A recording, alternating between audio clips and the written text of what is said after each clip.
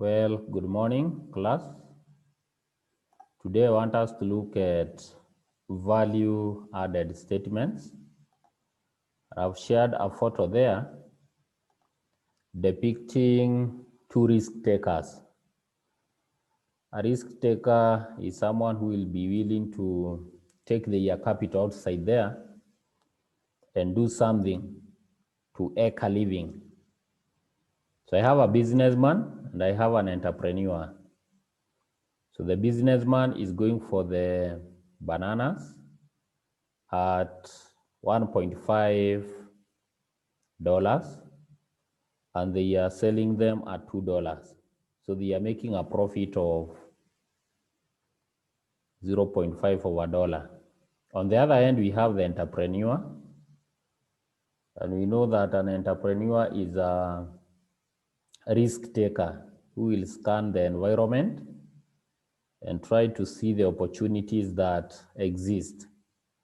So this entrepreneur is getting the banana still at 1 shilling and 50, not 1 shilling, 1.5 of a dollar.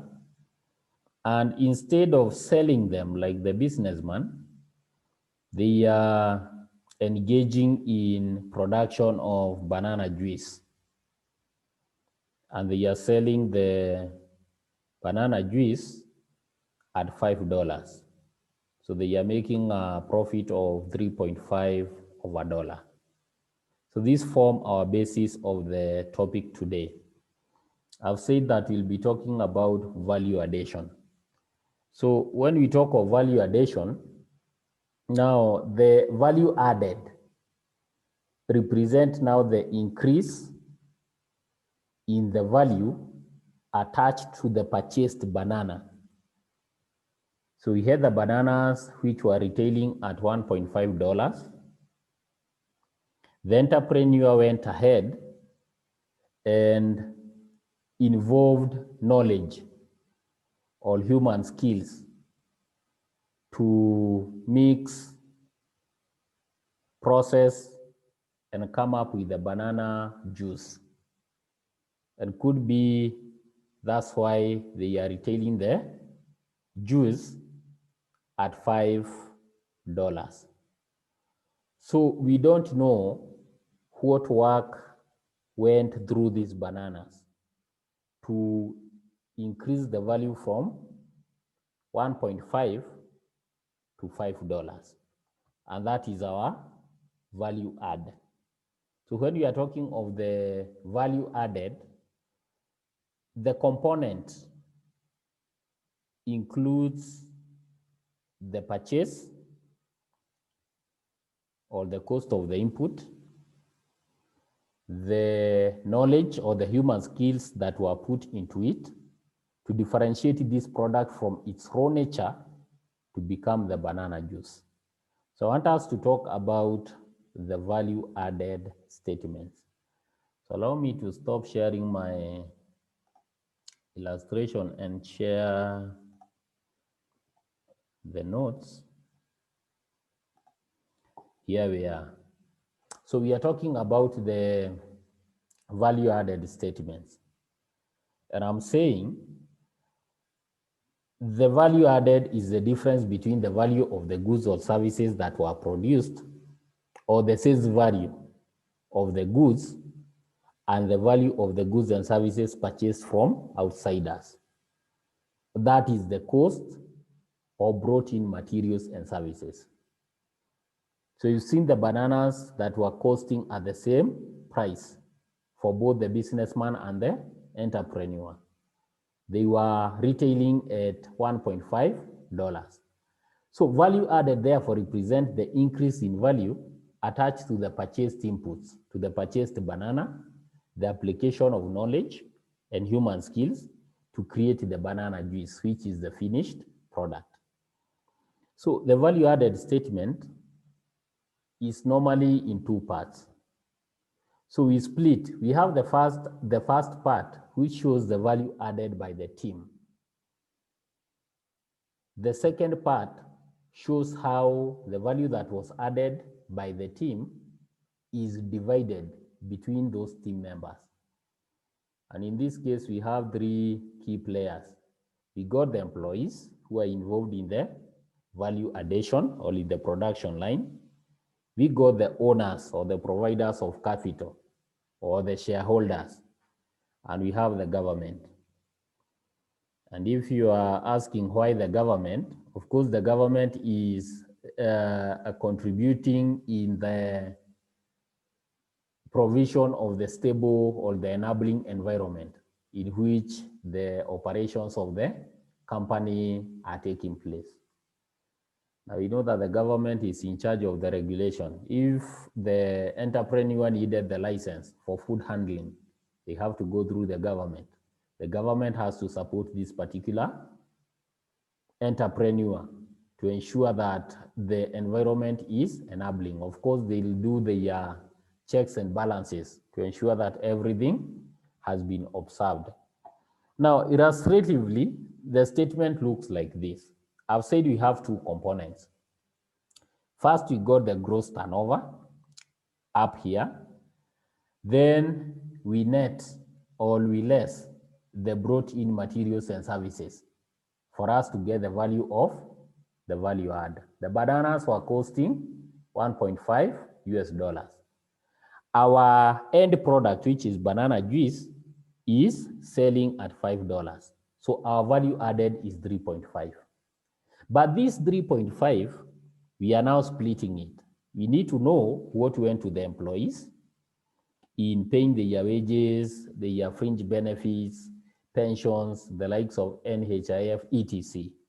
Then we'll need to know what portion will now go to the providers of capital or the owners of the company. And here they may be in form of interest on loans. If the machine that is producing the banana juice is on loan, we need that there is interest that need to be paid. We have the dividends to shareholders, name them. And then we have the government. The government will come in because of the enabling environment, business environment. They'll charge what we call the corporate tax. With the local government, nowadays we have what we call the local rates, which vary from one county to another, depending on, again, the type of the business. Some are free. The other day, Kiambu County was taxing chicken. So if you are a chicken farmer in the Waitito government, he had proposed to increase the revenue. He will introduce chicken tax. Of course, this didn't come to pass. And then down there, to provide for maintenance, we know that this machine or whatever we are using in the production line has wear and tear. So for us to allow for the wear and tear, that's why we have the depreciation. Now, you can see at what is happening at our retained profits. We know when we are preparing our P&L, retained profits appears down there. But you can see what is happening here. We are adding them back to get the value added.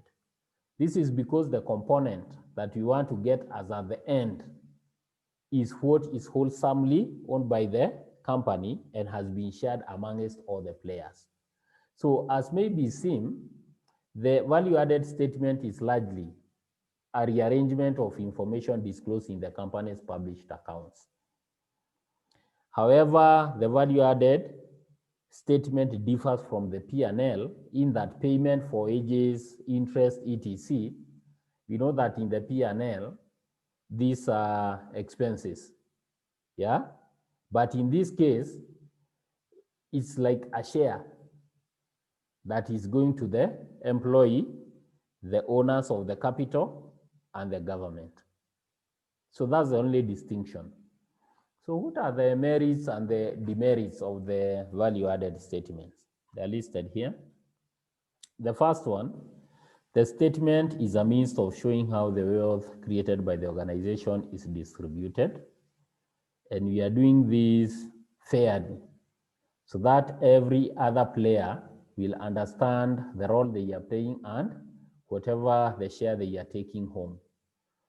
Of course, most institutions will not allow disclosure because employees will tend to be overworked to maximize profit and cut cost.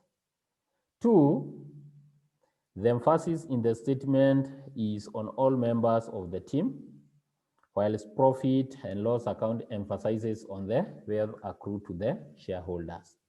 It's a major difference. 3, the term profit is an unpopular word. And the reason why we are talking of unpopular, in this case, we are talking about the value added in our statement.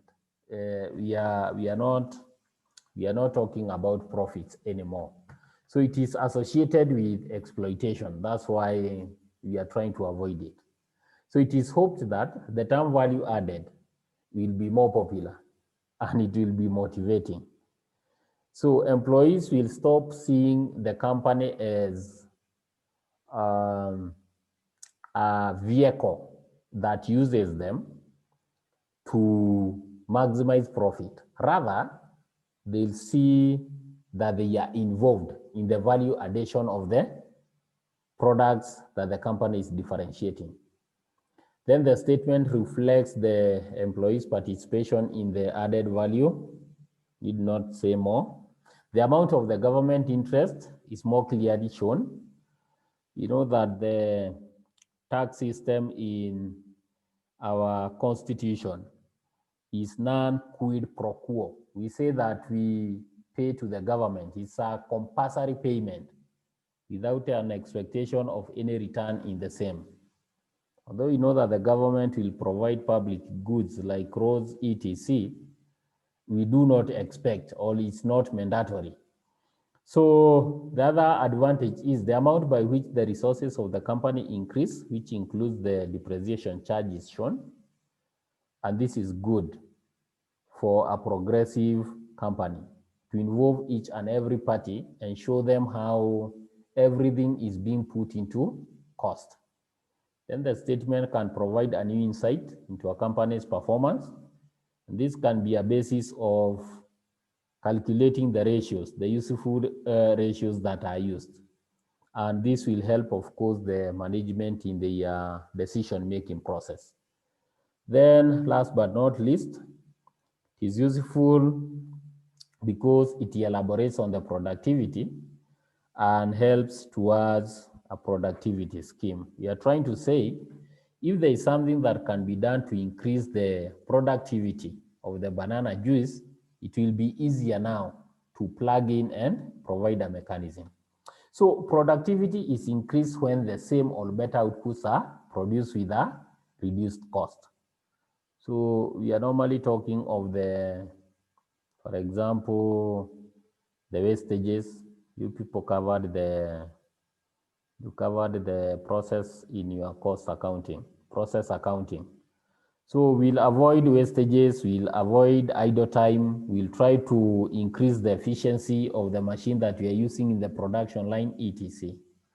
Now the demerits are, 1, the meaning attached to the term value added is not the same as in The Economist. Now an economist value add is what the producer or what the owner of the company is able to do to the banana to get the juice, irrespective of sharing. Are we together?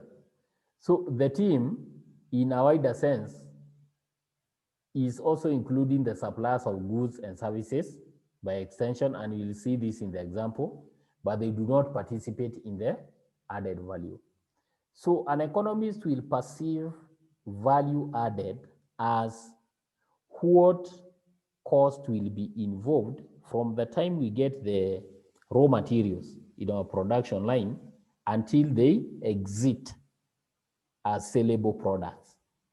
But they will not include any other player who is involved in the production line. So the employee salaries and wages will be taken as costs, which were part of the cost that was used in the production of the commodity.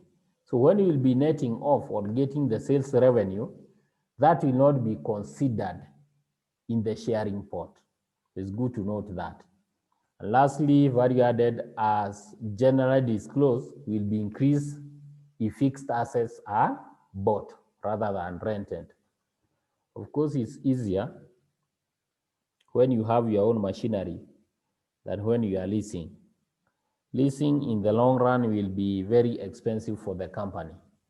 You know that when you buy and maintain, of course, there are those loose tools that need to be repaired. It will be by and large cheaper. So that is the illustration and the advantages and the disadvantages. So to explain, we have the turnover, and I've said this turnover is gross. So when we talk of the turnover, the statement can show sales net of sales tax on the grounds that the company is a collecting agent of the government. This is what should be off. Sorry. So we are talking of the statement can show sales net of VAT and sales tax. And in this case, we'll be taking the company as a collection agent for the government. So you'll be collecting and repeating. Of course, there are dates, there are deadlines. An alternative is the presentation of the gross sales where VAT or the sales tax is inclusive, with the amount of the VAT or the sales tax being shown as the government share on the value added. So this alternative is adopted on the ground that the generation of VAT or sales tax is part of the value added by the operations of the company. I hope that is clear. So you can show it net of sales net of VAT, but we'll be adopting the second method because of full disclosure. Then we have the bought-in materials and services. And we know to get the purchases or the materials, we know how we account. We normally account for our cost of sales. If there are any, assuming this business is a going concern, we'll be expecting to have opening stock. We add the purchases that we are going to purchase now in form of the raw materials to be in the production line. And as the end of the period, when we are closing our books, we net off our closing stock. That way we'll be able to account for the materials that we have in our company. So some authorities advocate for inclusion of depreciation at this stage. But in the value added statement, I'd rather we do it as at the end, down there, where we get now the depreciation, we add our retained profits. Remember what we've said as the treatment. Can go back to the illustration. So you can see what I'm talking about. Instead of netting off the depreciation at this point, where we less the brought-in materials and services, to avoid confusion, we are adding back. So you can see what is happening. Yeah. So that is very key for the bought-in materials and services. Payment to employees, that is obvious. We are paying their salaries. We are meeting part of the obligation to the government. To some, we pay their insurance, NHIF. Yeah, we pay their pension, etc. Now, then we come to the payment to the government. Payment to the government can be broken. We can become granular and break it into the corporate tax, employee, the taxation, the VAT, local rates, and the motor vehicle license fee, custom and etc., name it. Now, there seems to be argument in favor of both treatments, where you go granular or you just go ahead and get the 30% corporate tax. So to include just the figures for the corporate tax avoids the unnecessary, all these manner of entries. Yeah. So the need for the arbitrary distinctions and is so painstaking. It is so time consuming. So just taking the corporate tax and showing that this is what the government is getting from our value added product is easier. And it's even easier to interpret and easier for accounting. So on the other hand, inclusion of all taxes shows more clearly the total take by the government, and possibly it facilitates international comparison.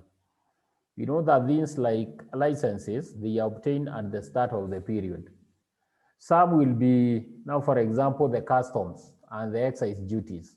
Depending on when the transaction took place, this is when this will be coming in, and we charge them as they occur, because we follow what we call the realization concept. The transactions, once they are taken, that's when we consider that that cost has been incurred, instead of compounding them and bringing them to the end of the financial statement. So this second method, we are saying the full disclosure, will enable anyone who is doing the interpretation to know what the government is really taking. But when you talk of the corporate tax, it may not include everything that the government took in that particular period. And then we have the non-trading items. Again, this is key. So where a company has a non-trading item, and a good example will be investment income, it is preferable to include it in the first part of the statement. So you'll be going down there. So we have the bought-in materials and services. We've gotten our value added. To avoid forgetting, which can happen, it's good that we add the non-trading item as at this point.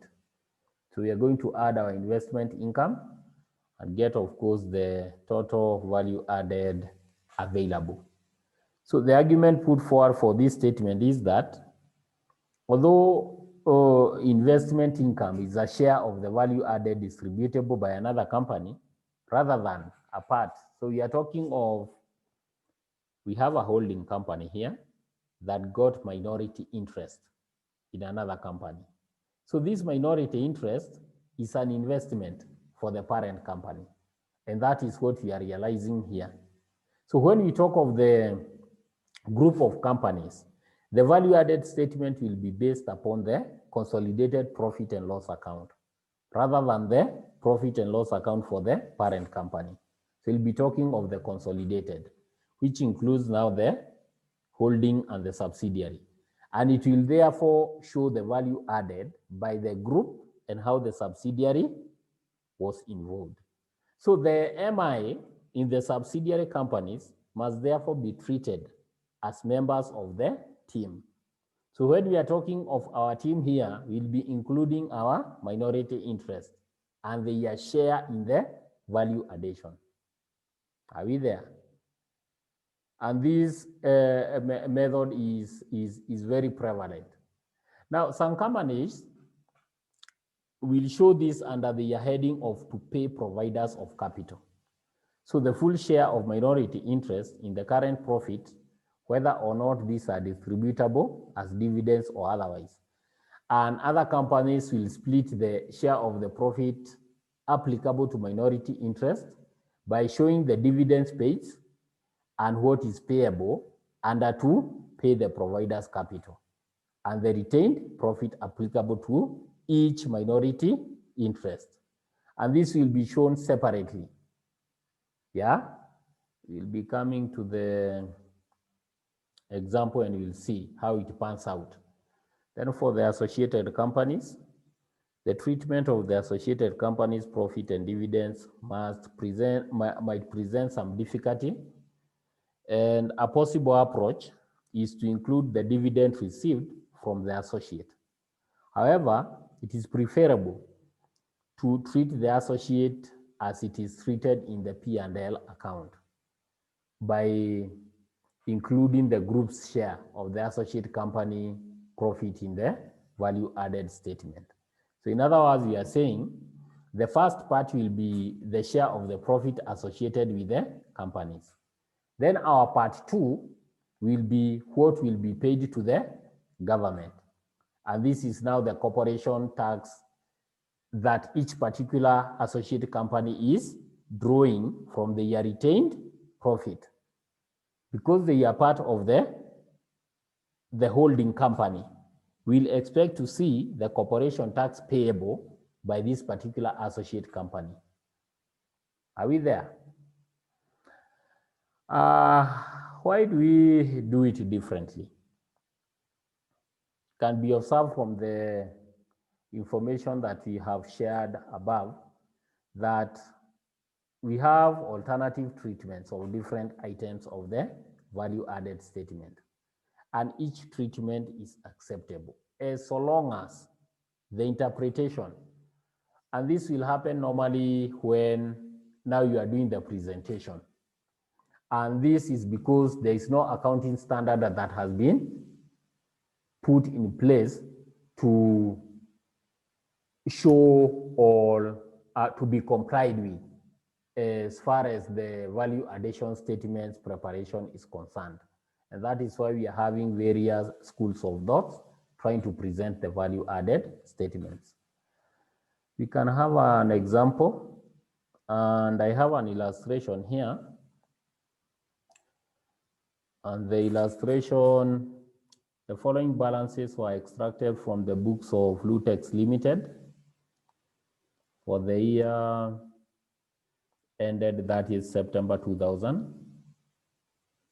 We have the purchase of equipment, purchase of raw materials, depreciation expense, interest expense, investment income, closing stock of raw materials.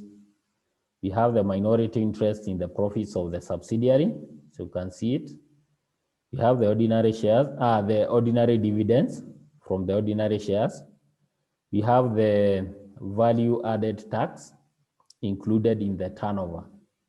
In other words, we are saying the figure here is gross because our value added. So we need to subtract to get the net. And then we have the wages, salaries, and pension. This is what is going to the employee. And we have the corporate tax that is going to the government. Had we been asked, prepare a value added statement. So I can pick this information. In the interest of time, I stop sharing. And instead I share this information in an Excel sheet. So I have an Excel sheet here. Can put it on this side.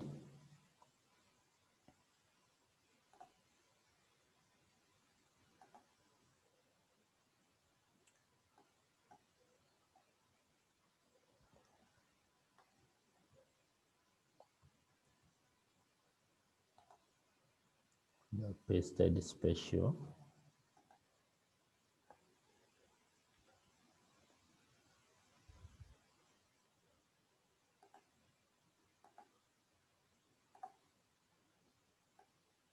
So I have the information there.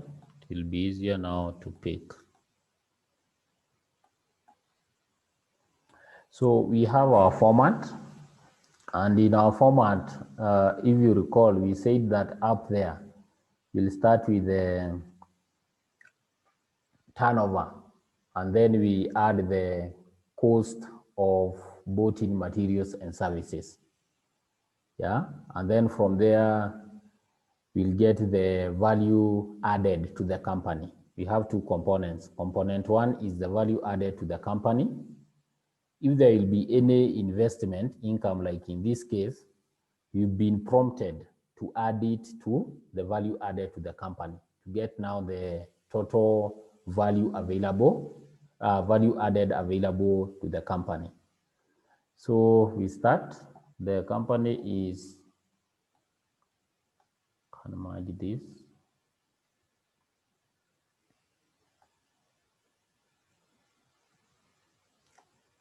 The company is Lutex Limited.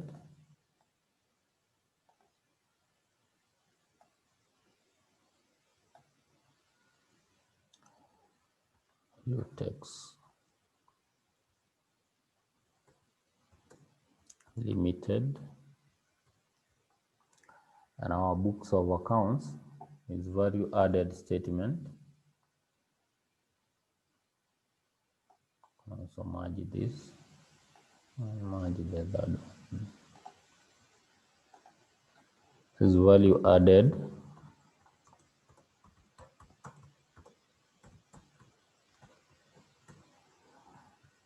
And we are talking of the period for the year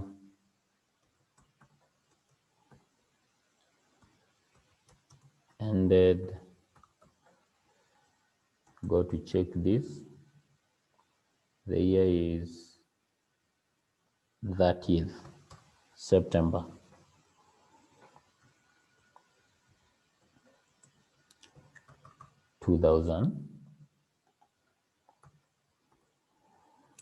So here we are, can have this column in shillings, in thousands.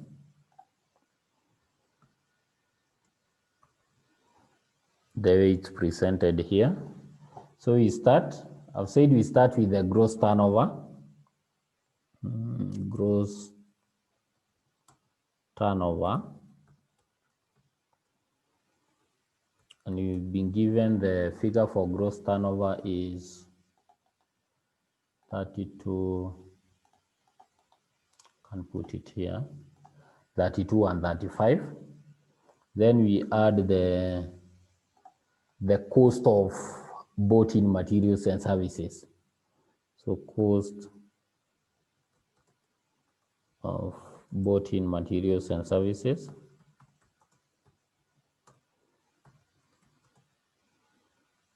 Just write in short form, and services. And this is the figure that we need to compute. So if we look at our list, we have our turnover is 32. So I can have working one here and say my turnover is this. So basically it's an extract of P&L.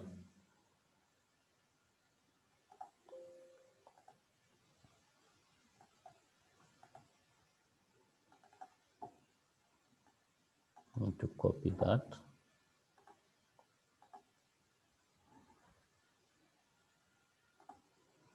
Then from there, we get the cost of sales, and our cost of sales will be composed of the purchase of raw materials. Put it there, purchase of raw materials. Then we have the closing stock. In this case, we didn't have the opening stock.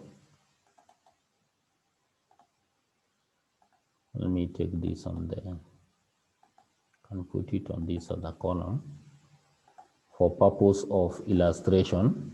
So I have the purchase of raw material.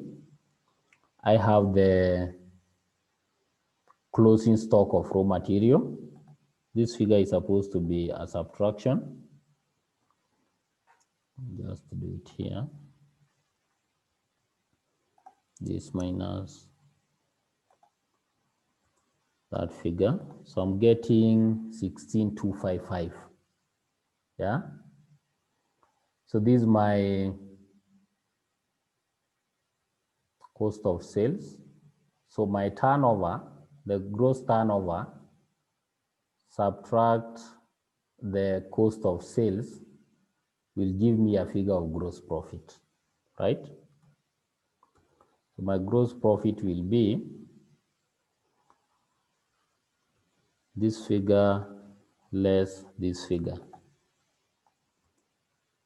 Yeah, so that will be my figure for gross profit. So to know the net profit, I'll need to add my investment income, but here it doesn't. Here we don't need it, but I was just illustrating that this is like a P&L extract. Yeah, so we needed the cost of bought-in materials and services, and this is the cost of bought-in materials and services. Is our cost of sales.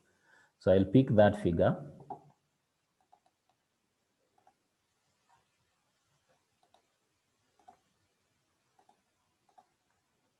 $16,255.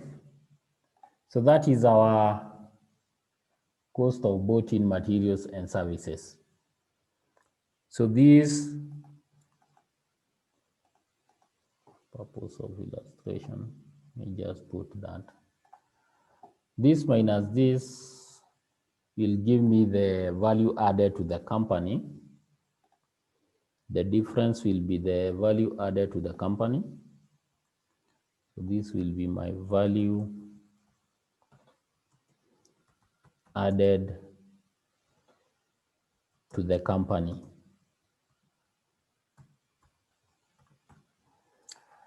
And if you look here, we have an investment income of 310. And you said that we add that figure to get now the value added available to the company as overall. So I'll add this 310. Let me add it here. So whatever I'll get down here, this will be equal to the value added available to the company.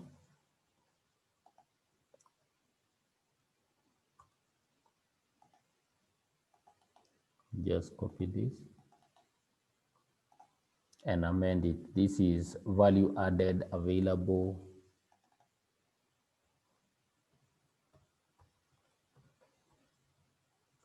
to the company. Yeah, so this is our first component. We want to see now this component, how it will be shared now amongst the employees, the providers of capital, and the government for providing an enabling environment. So to employee, you can say it applied as. So you start with employee to employee.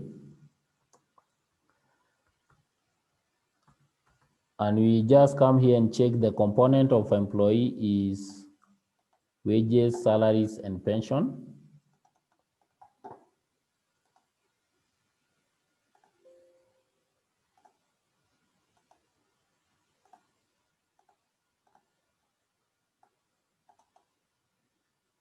I copy again. So we have that is what is going to the,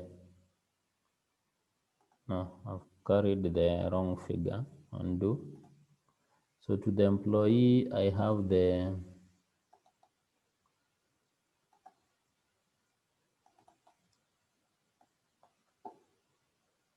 yeah, that is the figure that is going to the employee. Cannot see any other direct expense that is traceable to the employee. Had this been broken down, we still have broken it. So that is the to the employee.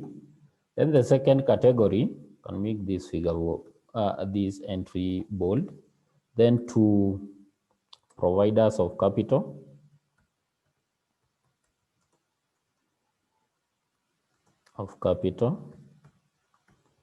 Or the owner.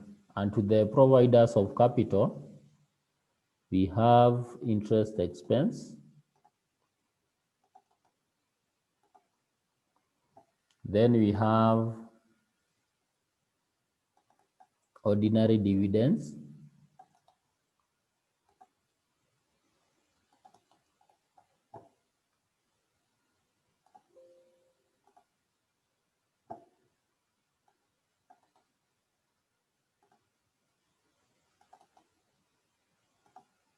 Then we have the minority interest.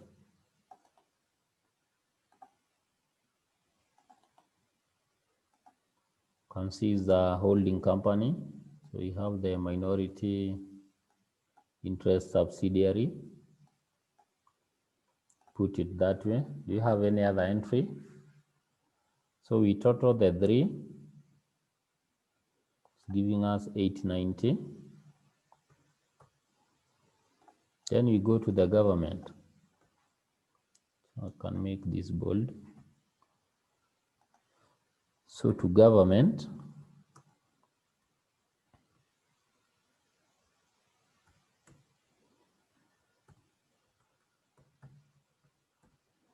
and to the government, we have several taxes here. Can see we have the corporate tax of 770.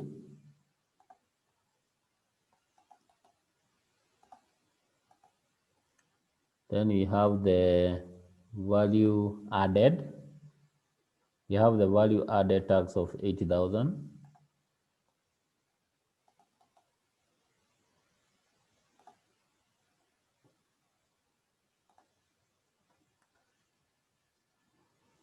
And we have the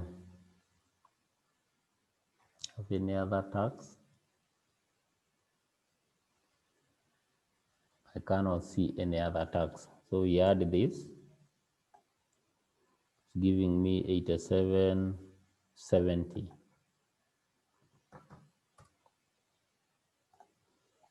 8770. And then we have the depreciation, all the items that were retained for expansion and maintenance, items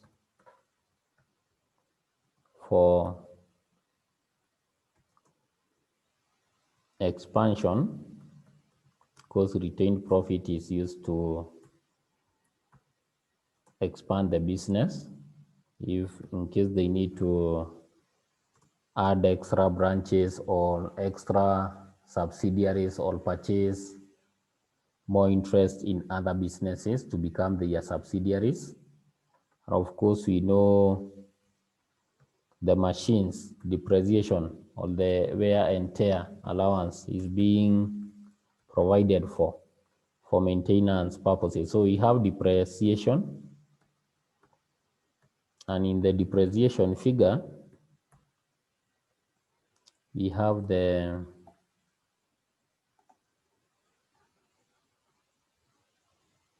$675.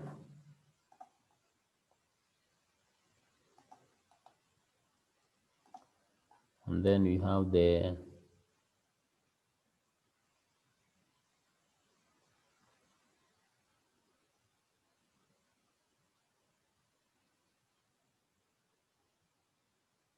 do you have any other item?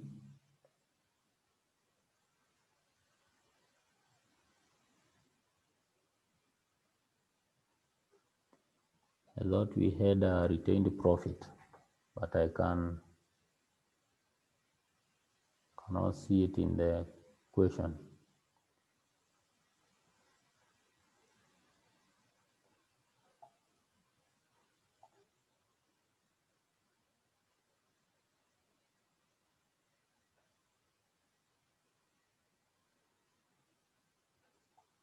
Trying to go back to the question.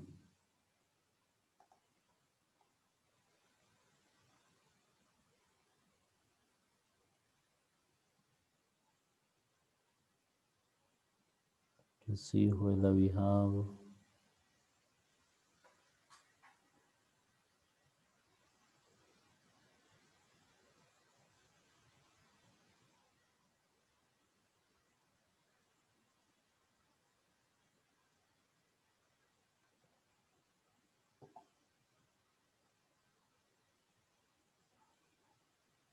I'm trying to look through the original question.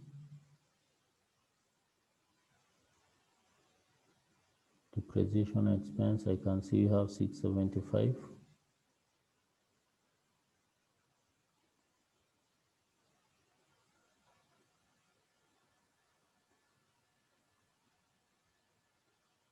In our case here, we didn't have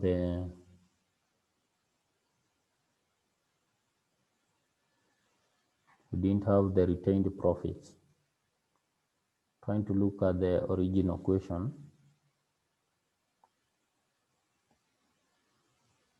32 and 35.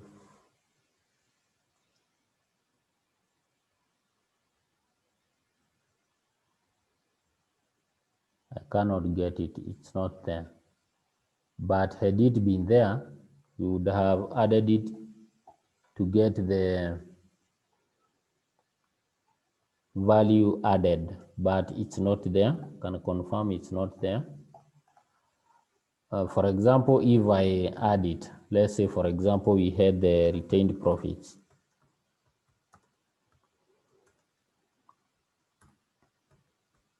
Just doing this for illustration purposes, let's say of 800. would have come here and added the retained profits, and that's why we are talking of the items for expansion. We'll just pick the figure for the retained profits and add it back here. So the total will give me 1475, and therefore the final figure that I'll get here once I add all this will be 16,135. Yeah, and that will be my figure for the value add. So basically what we are doing is trying to divide this into the specific players that were used in the value addition of the commodity in question. So this is just an illustration. I want to share more examples in the portal for our practice. And in case of any query, we can always ask. So allow me to end it at that point, and we go and interact in the portal.